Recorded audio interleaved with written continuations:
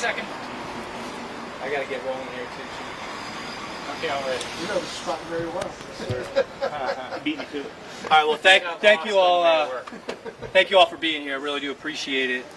I just want to say, because of the unwavering support and cooperation of our community, you all in the media, our fellow law enforcement, and all our federal partners and prosecutors that were involved in this today, a violent individual is no longer on the street.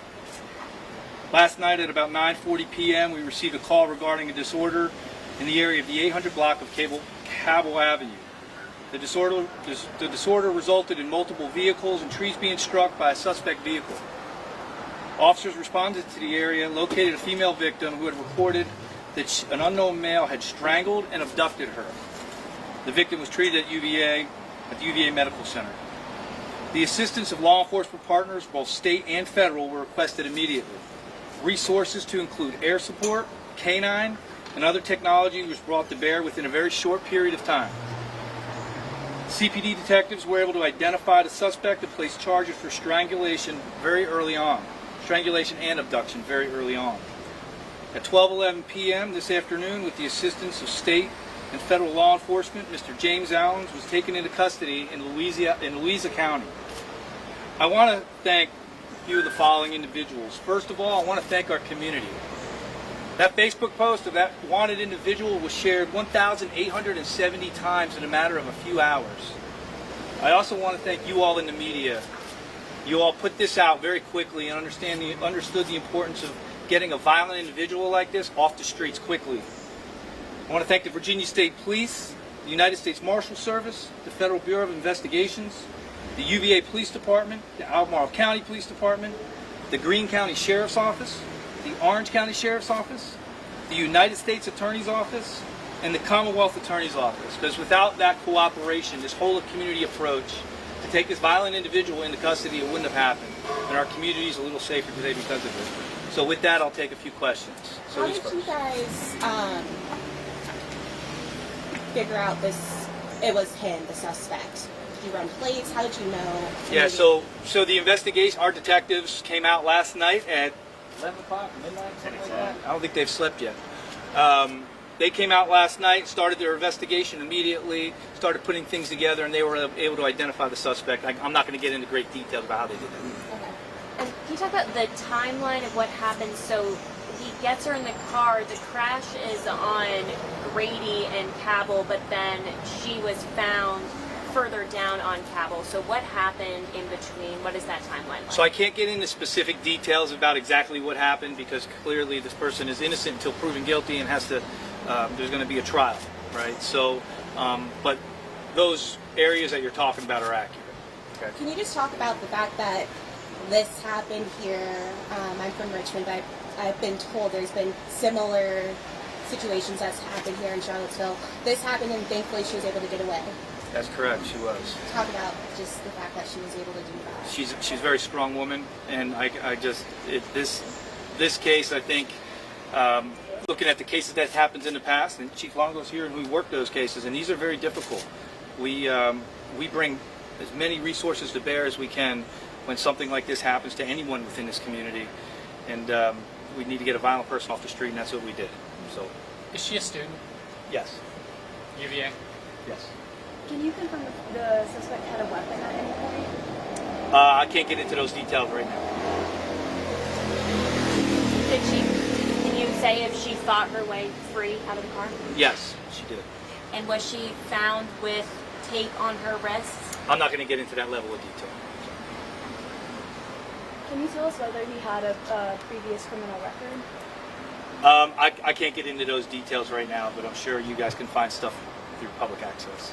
What are the next steps for you guys, and I guess what jail is he currently in? Yeah, so our detectives still have a lot of work to do. It's been a long night for them, and they've probably got a long day ahead of them as well. They're going to sit down, they're going to interview this individual, they're going to continue putting this case together. Just because an arrest is made, there's still a lot of work to be done. They've been working with the Commonwealth Attorney's Office since the early mornings this morning, and so yeah, I mean, those are the next steps, and then there'll be a trial. Okay, and then can you just talk about the search effort, the response, and kind of what some of your officers did to find him? Yeah, since this occurred, I mean, we called in all resources available to us, and yeah, I just couldn't be more proud of the cooperation. I mean, it wasn't even a question. It's a phone call. They're like, we're on our way. I had calls, we're on our way from Roanoke. We're on our way from Richmond. We're on our way from Culpeper. Resources just flooding the area and the surrounding area to try to get this violent individual off the street. Chief, any idea why a guy from Suffolk was here at this time? We're still investigating that. We still got to piece all that together. Do you have a message to the community or other UVA students? I know you spoke to some who are shaken up. A message to them and maybe even the families that live out here who have students here? Yeah, well, first of all, to the community and to the students, thank you. Thank you for being part of this and not just standing by. You've shared the post. You called us. We received numerous sightings of this individual, which ultimately led us to apprehend him. So thank you to the community is the one message. The other message I would say is that this is a safe community, and that they should know that if something like this happens, we're going to bring every resource to bear that's available to us to make sure we can take a violent individual like this off the street. Are you able to say where he was arrested? Louisa County. Okay. This happened, you know, you responded just before 10 o'clock last night. Well, I know alert until this morning. Alert. A press release sent out saying that y'all Because we were still putting things together. We want to make sure when we push something out, we have to strike that balance. Right? We want to get it out quickly because we believe there could be a public safety issue, but we also want to make sure the information we're putting out there is accurate. So, Did the victim say if he made any comments to her? I can't get into those details. I'm sorry. Is her condition improving? She's in stable. The last press release, and I don't know if this is still accurate, but they weren't known to each other, right? They are not known to each other. And question for Chief Longo. Did a community alert go out from UVA? Yes, a community alert did go out after I had the opportunity to talk to the investigative supervisor on the scene. We were comfortable with the facts that they were able to develop up to that point. Our community alert mirrored what the city had posted on their Facebook page. That was sometime shortly after midnight. And we continue to update that alert as we received additional information from our city partners. I'll ask you the same question. What's your message to the UVA community and school, campus, students? My first message is to thank God that this young lady is safe, and that her family had an opportunity to reunite with her last night, and that she's healthy and she's resilient, and she's going to work through this with a lot of support and a lot of love. The other thanks I have are to the people standing behind me and all the many people that Chief Koch has acknowledged that brought this to a successful conclusion. And my message to the students is continue to be resilient. You know, Chief's right, it is a safe place, but you know, it's also an evil world. And you know, evil takes all forms and looks like all people, and things like this will happen in communities safe like Charlottesville.